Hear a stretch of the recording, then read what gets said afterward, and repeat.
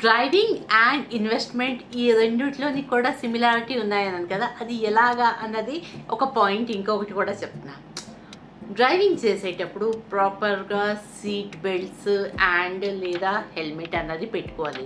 ఎలా అయితే డ్రైవింగ్లోని seat belt and helmet accidents అవి అయినప్పుడు మనల్ని కాపాడుతాయో, అలాగే మీరు ఇన్వెస్ట్మెంట్ చేసేటప్పుడు ఏవైతే మీవి ఫండ్స్ ఉన్నాయో వాటిని డైవర్సిఫై చేయాలి.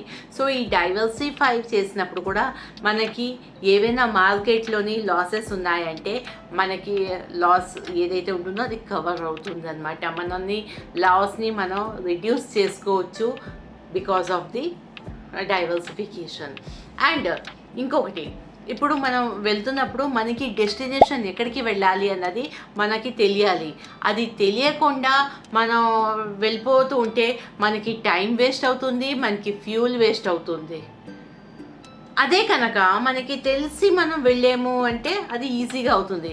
ఇన్వెస్ట్మెంట్ చేసేటప్పుడు కూడా మనం ఎందుకు చేస్తున్నాము అన్నది మనకి ఇన్వెస్ట్మెంట్ ప్రాపర్గా మనకి తెలియాలి. మనం ఎందుకు చేస్తున్నాము అండ్ ఎక్కడ చెయ్యాలి అన్నది ప్రాపర్గా మనకి అవేర్నెస్ ఉండాలి.